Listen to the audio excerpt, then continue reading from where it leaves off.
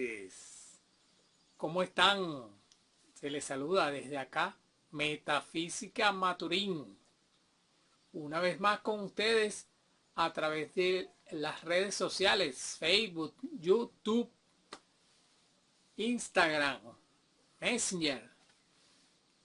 Esperamos que ustedes, bueno, se manifiesten con el me gusta de siempre.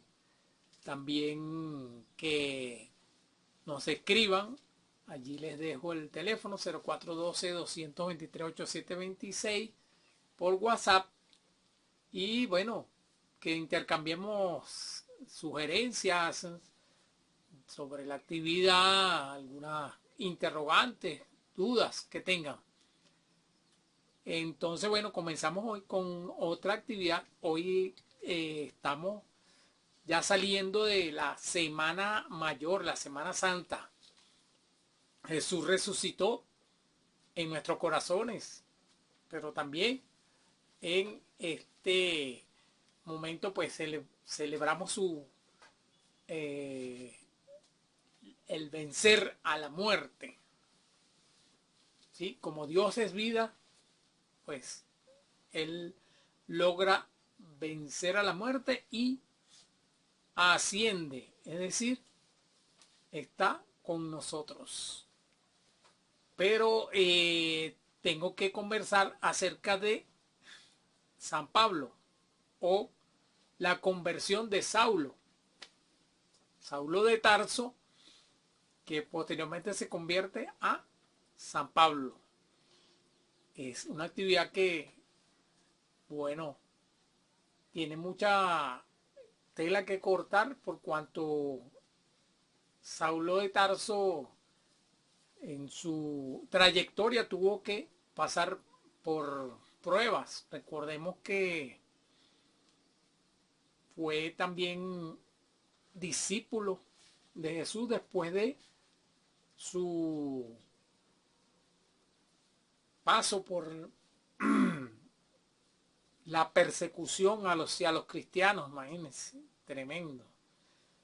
Él, ya le vamos a relatar su vida, pero más que dejar en claro quién fue Saulo de Tarso, es qué mensaje nos deja. Eso es lo que vamos a encontrar ahora mismo con la vida de Saulo de Tarso en su conversión hacia San Pablo. Veamos entonces la primera foto. Y les hablo de esa forma en que él fue, digamos, visto por primera vez por Jesús. Se le aparece. Y esa es la foto que vemos acá, que de la cual vamos a hablar más adelante, pero aquí les nombro entonces el Grupo Metafísico Caracas, el cual soy el miembro de ese grupo de Metafísica Maturín, que es la que estamos ahora mismo observando. Y bueno, todos los días viernes 3 de la tarde estaremos siempre en actividad con ustedes. De estos libros acá en la información, el libro de la vida, de colección del Maestro Ascendidos, de Rubén Cedeño, La Cristificación del Mundo, y también de Rubén Cedeño, el Maestro Hilarión, Recintos de Curación.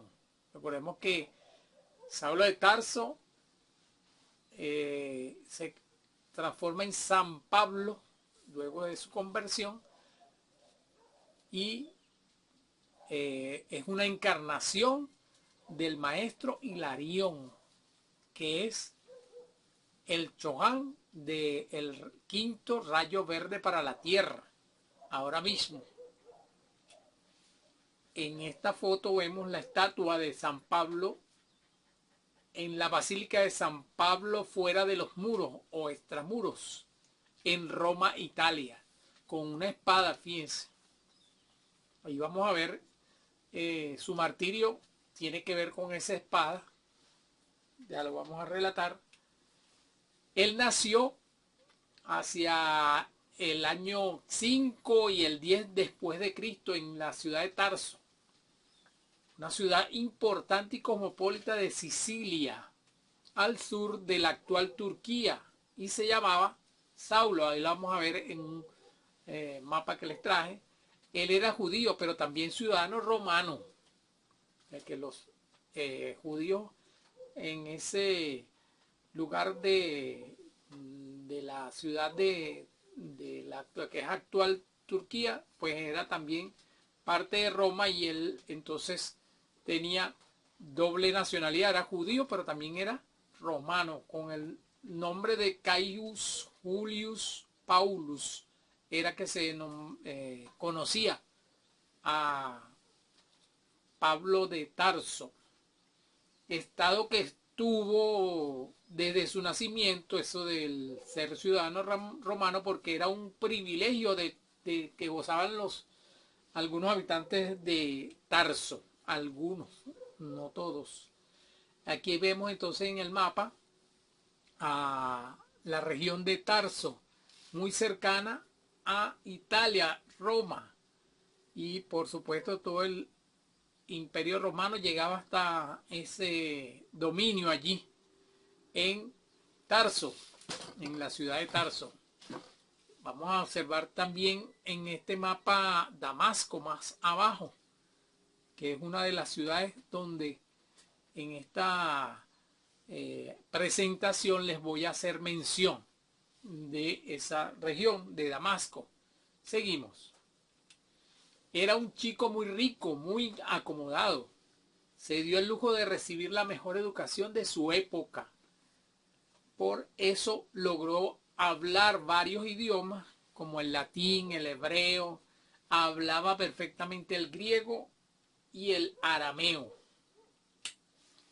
Por ese motivo se convirtió en un hombre de confianza del Sanedrín y fue enviado a Damasco para apresar a los seguidores de Cristo.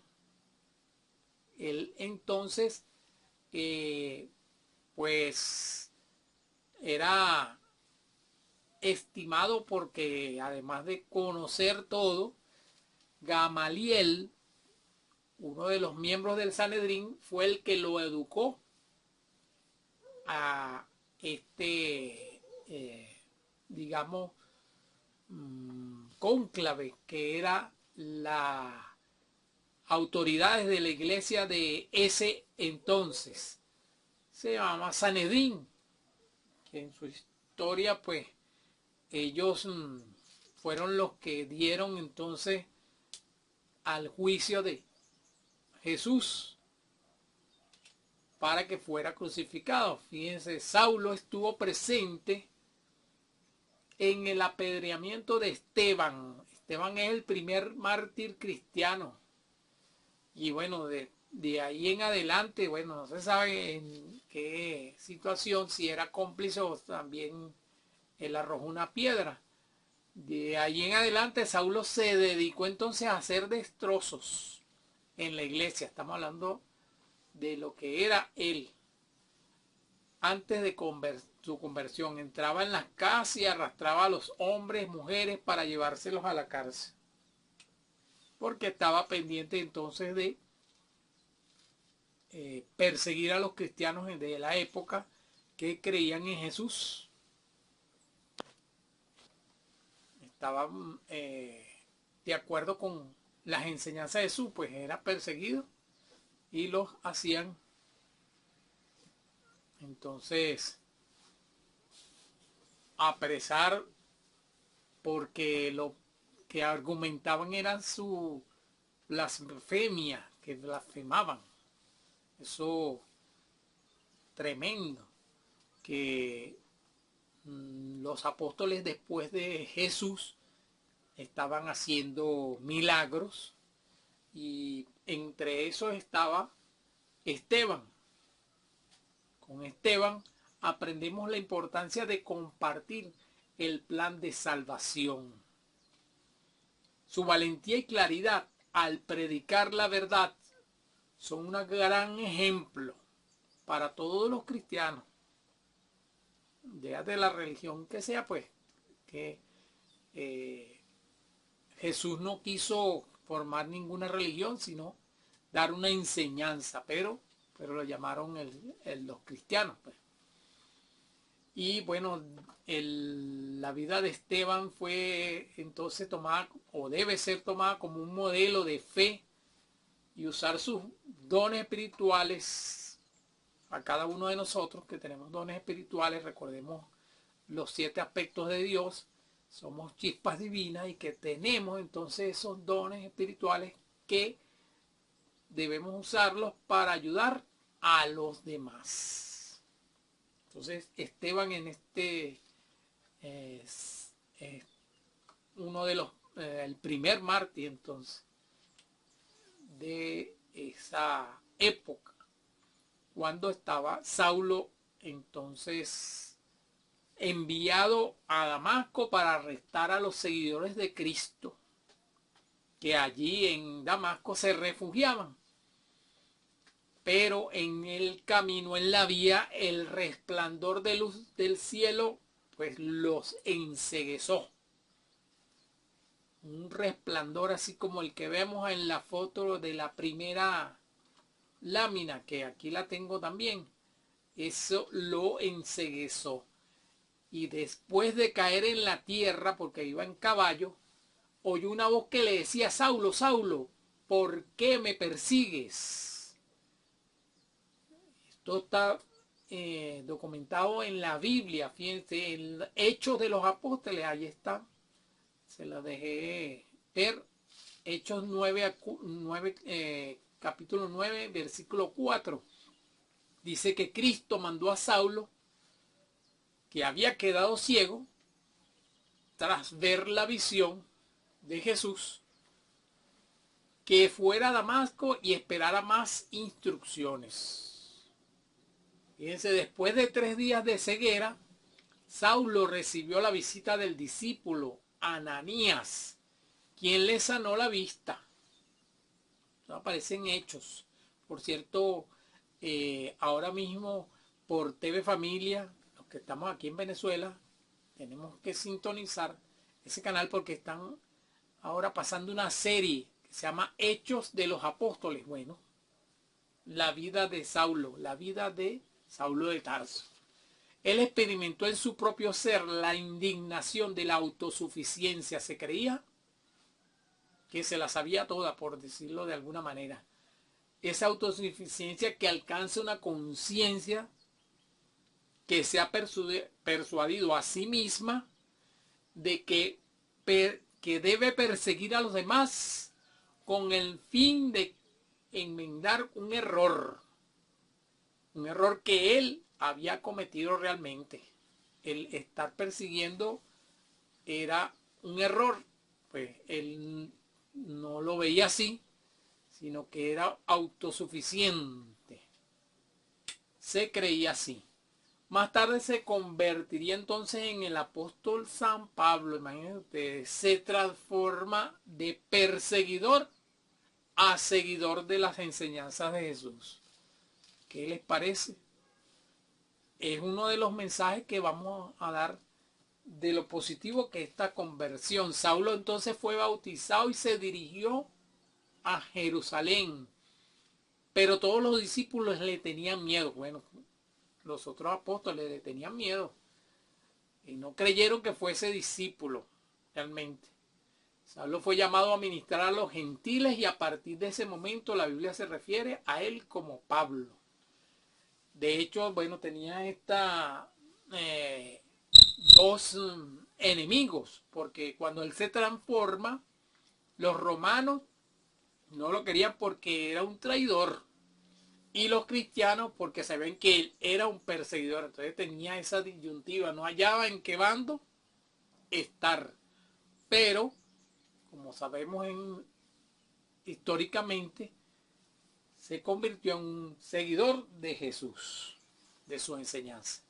Aquí les traje también un mensaje de el mismo maestro Hilarión, que habla de él mismo, Pablo de Tarso, porque es una encarnación de él, y dice: en el tiempo de Jesús yo estaba encarnado como Saulo de Tarso y fui educado en todos y cada uno de los departamentos de la erudición bíblica. Era capaz de recitar escrituras de memoria, man, la cantidad de conocimiento, el intelecto.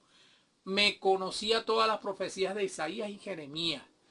Recuerdo bien que un día me puse mi túnica de seda, me perfumé las manos, me puse mis joyas y me fui a investigar los desvaríos de un hombre que en el desierto estaba proclamando la llegada del Mesías. ¿Quién era ese?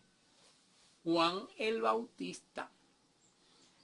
Él declara: he de confesar que nunca contemplé la presencia física de Jesús porque no tomé en serio a Juan y no lo valoré apropiadamente. Es decir, que el maestro Hilarión reconoce su error en esa encarnación y pues lo hace ver de esta manera. Entonces estamos viendo su reflexión después de esa conversión que tuvo. La conversión de Pablo es un testimonio, fíjense bien, es ahí el aprendizaje de esta vida de Saulo de Tarso.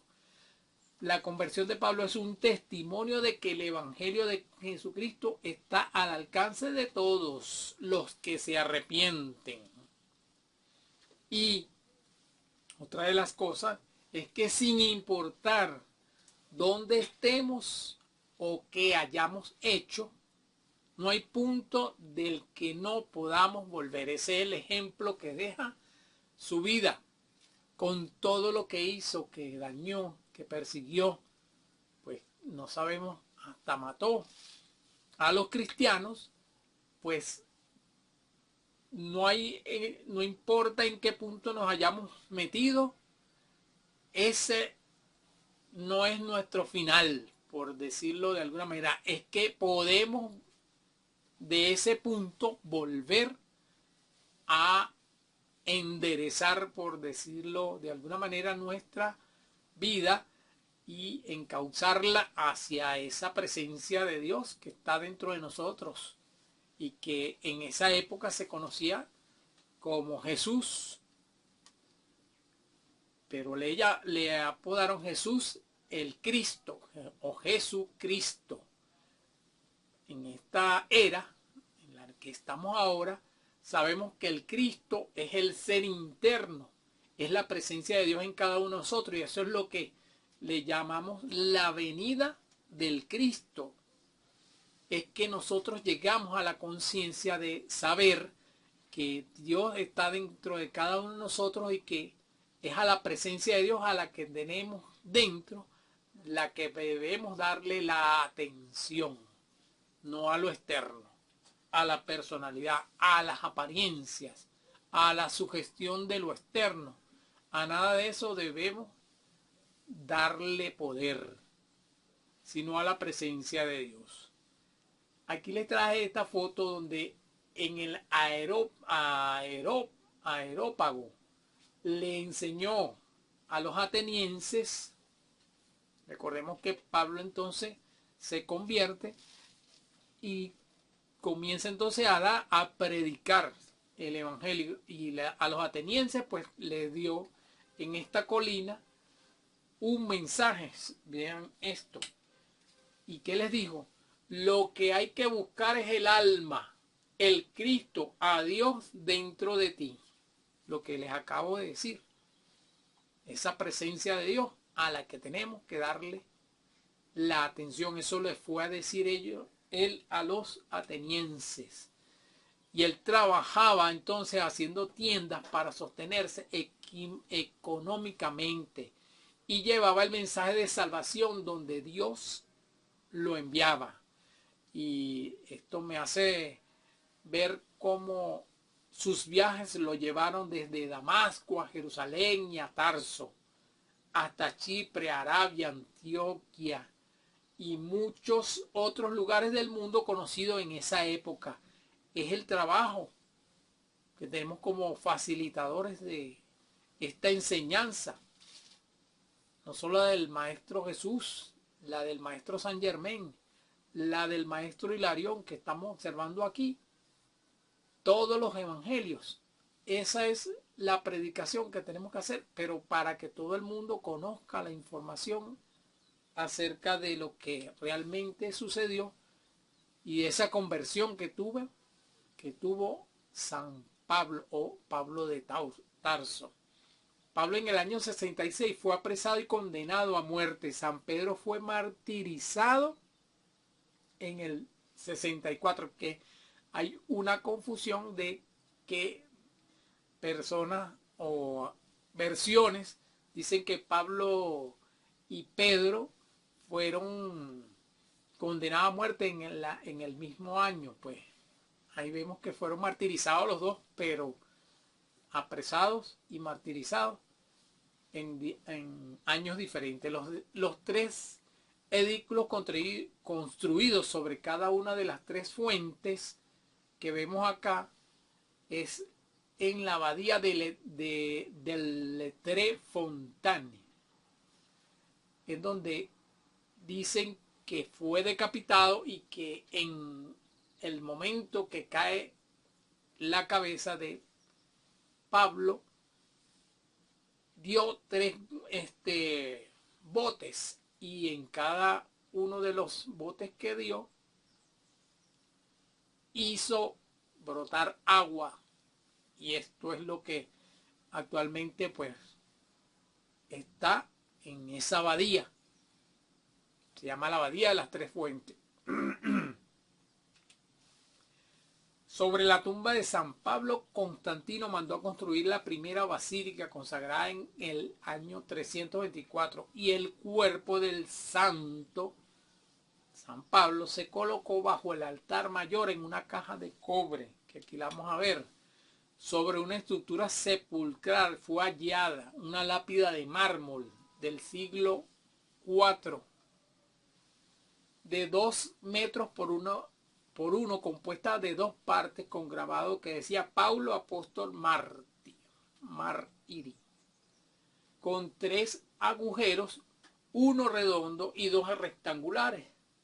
Ya la vamos a ver, que servían para obtener reliquias de contacto. Reliquias de contacto es decir, que se podían meter una tirita a través de esos agujeros, y la tela se ponía en contacto con el sepulcro. Entonces eso le llamaban reliquias de contacto, o le llaman todavía.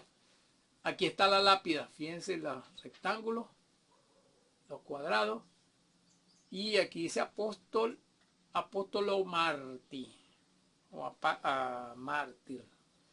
En la lápida de la tumba de San Pablo está en la Basílica de San Pablo extramuros, o fuera del muro.